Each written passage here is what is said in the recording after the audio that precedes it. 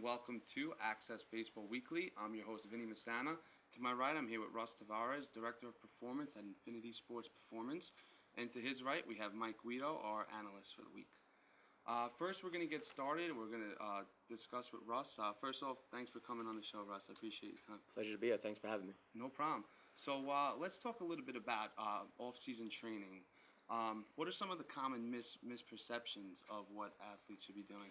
A lot of misconceptions with that. First off, at the high school level, you always get the parents are always involved as well, and they're always asking questions as far as in-season training, what we do, what we don't do. And also the athletes, of course.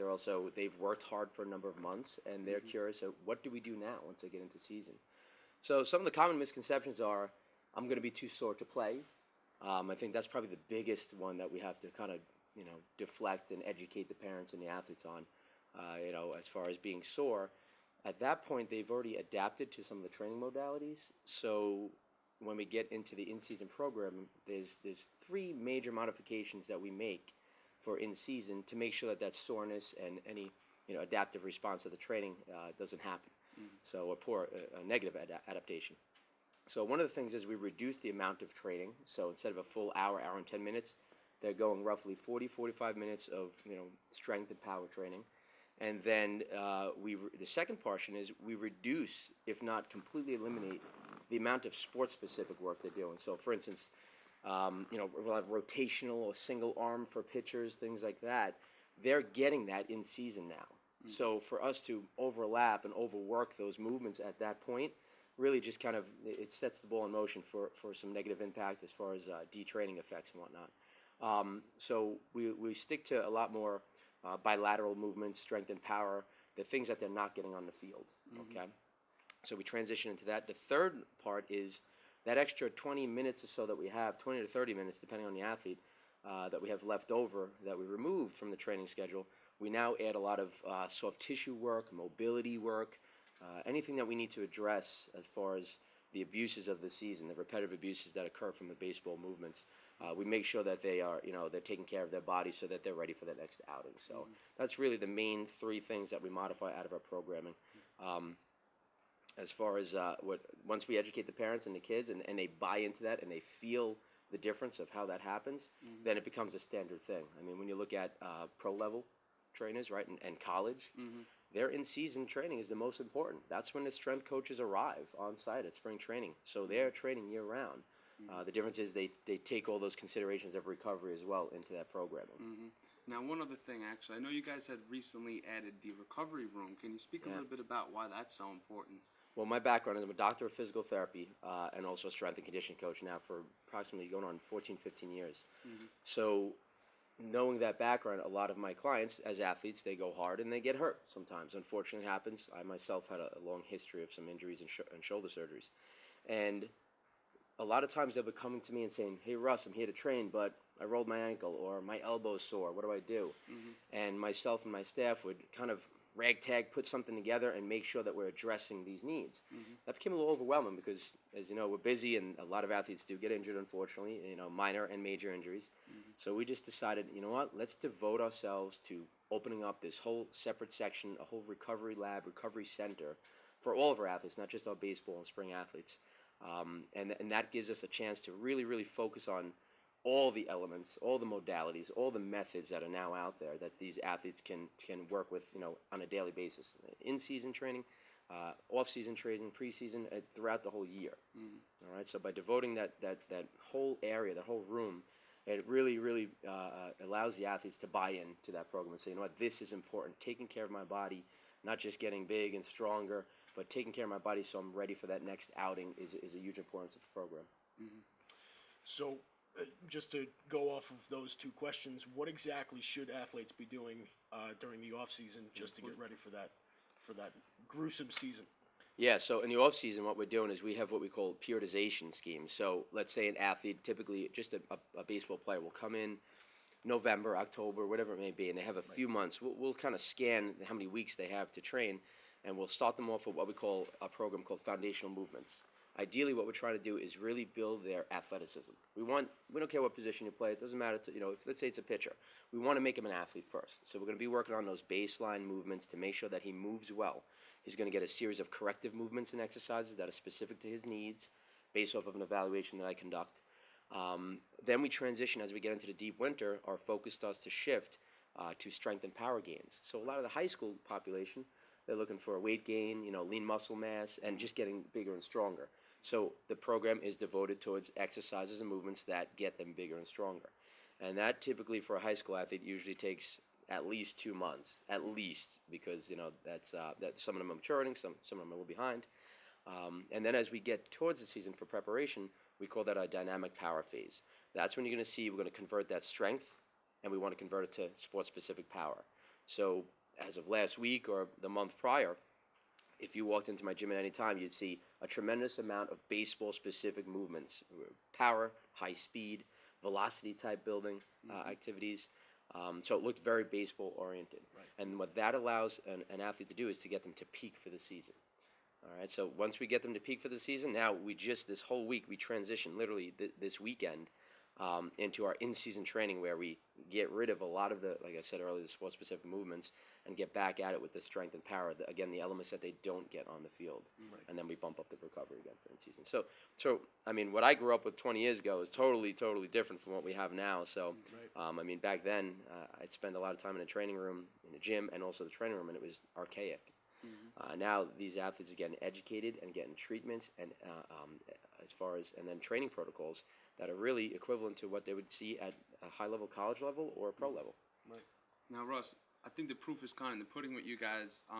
You guys are doing something right. How many Call Yastrzemski Award winners have you guys had now since you opened? I forget. I know my partner Ray. We have a list and a poster of this. Yastrzemski Award. I'm gonna take a stab at it. It was 9 or 10 out of the last 13 years. Wow. And then the Gibson Award pitchers. I mean, like I said, we deal with a lot with pitchers. Somewhere upwards of that number as well. Maybe 9 out of 11. And these are 10 out of guys 12. that have ended up getting some national acclaim as well. For our viewers at home, might know Marcus Stroman, who pitched last night.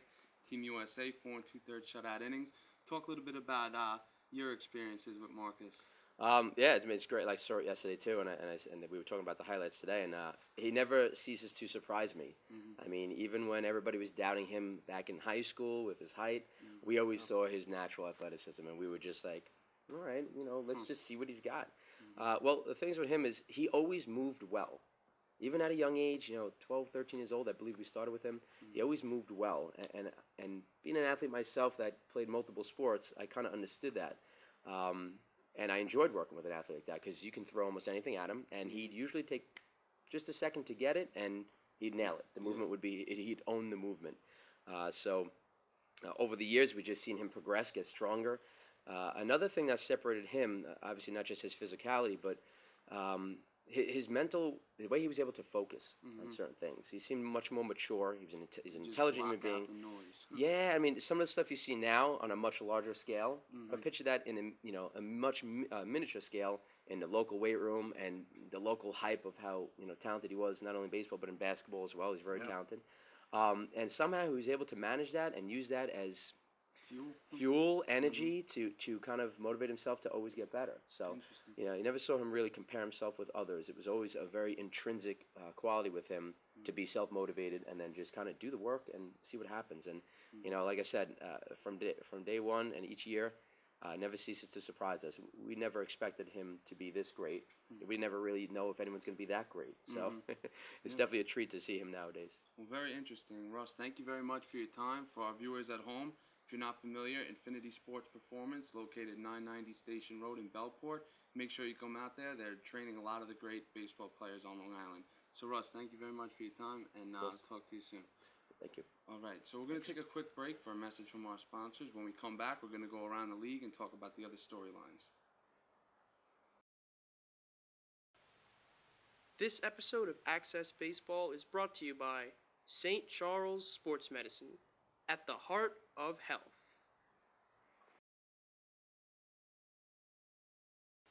Welcome back, everybody. Once again, I'm your host, Vinny Masana. I'm here with Mike Guido, our analyst for the week.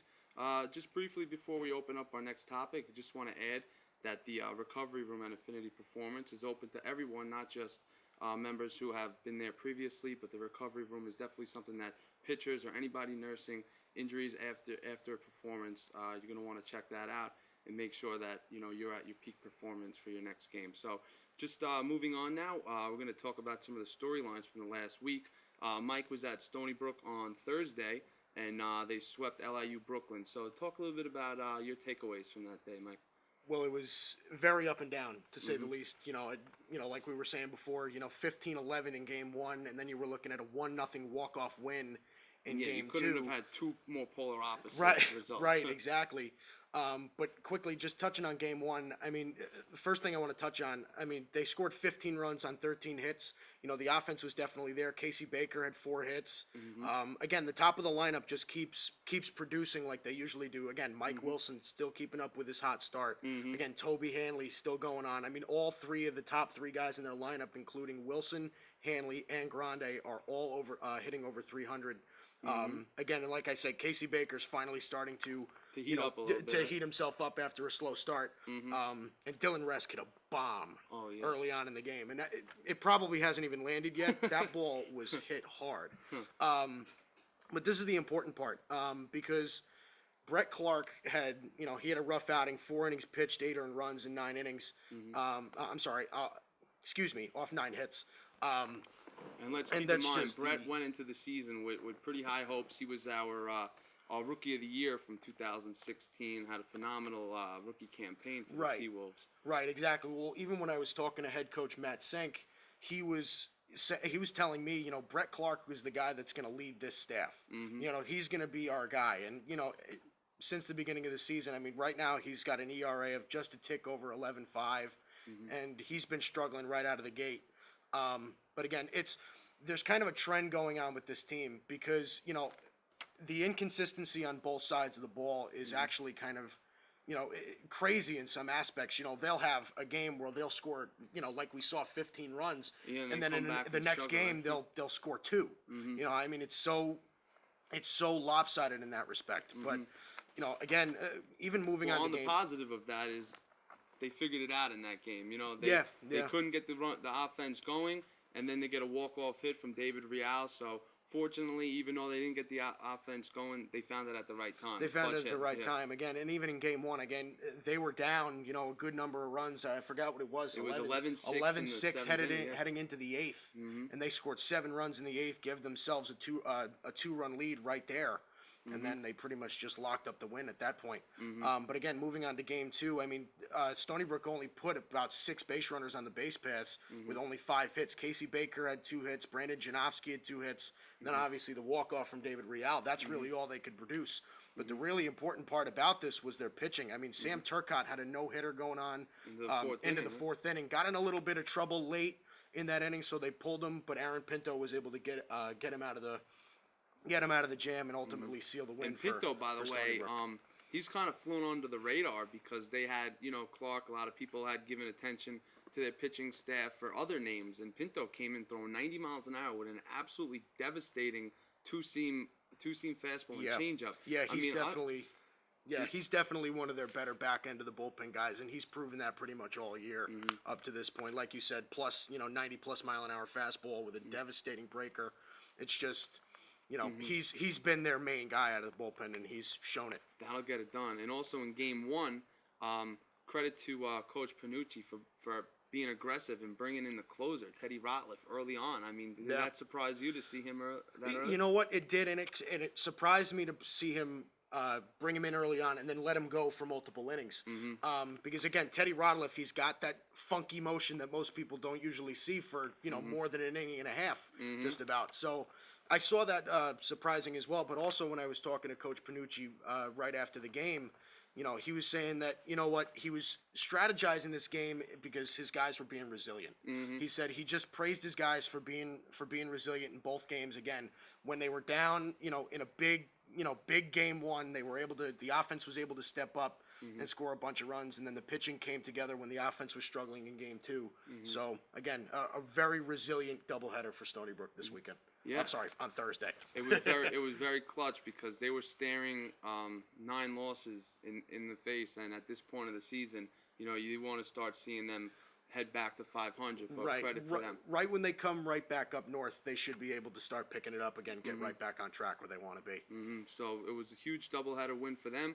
They also beat NYIT the day before that, so a 3-win week for the Seawolves, and they're looking good right now. So across Long Island, the weather has been shaky to say the least with the Arctic temperatures. We had snow coming in, so teams that were able to get down south were able to get the games in. Unfortunately, the results weren't there, but in the case of Stony Brook, they are the storyline for the week from us. So, Mike, thank you very much for your time. Of course. For our audience, thank you for tuning in. Make sure to follow along. We'll have coverage throughout the season, throughout the week, as high school baseball is starting back up, college baseball, of course. You can follow us on Twitter at Axcess Baseball, on Snapchat, Instagram, same name, accessbaseball.com. Thank you very much for tuning in. I'm your host, Vinny Masano. It's Mike Guido. Have a good week, everyone.